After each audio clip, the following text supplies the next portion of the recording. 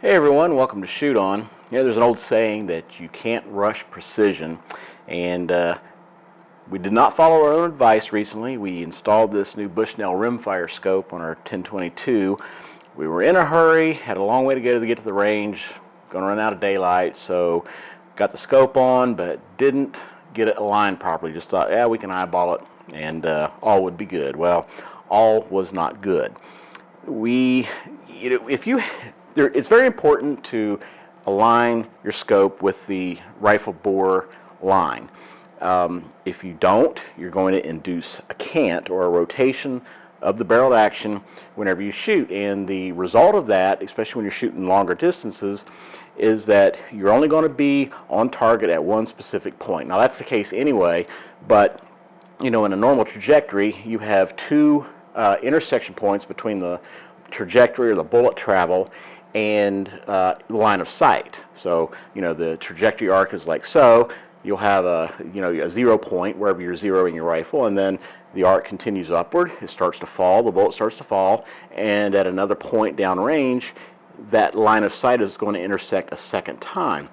If you don't have your rifle scope perfectly aligned with the rifle bore, you're going to introduce a rotation one way or the other, and that's going to throw off that correlation of the line of sight, or the line of sight and the trajectory arc, meaning you're only going to have one point, and that'll be your 0 point, where the rifle is actually zeroed.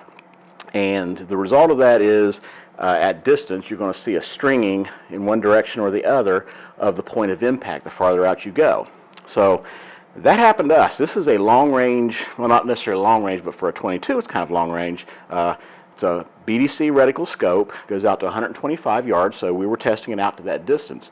And sure enough, we were off. The eyeballing technique did not work, and as a result we had a left cant on the rifle, and that was resulting in a upper left to lower right pattern or shift in our bullet impact. So nothing to do if you want accuracy other than to start from scratch. Now what we should have done to begin with was got this thing aligned properly using the Real Avid Level-Right Pro. We've talked to you about this in the past, but again, in a hurry, just thought now we can get away with eyeballing it, and it didn't work. So all that to say, especially right here before hunting season, it's really important, especially if you're going to take those longer shots, to make sure that your rifle scope is properly aligned with your rifle.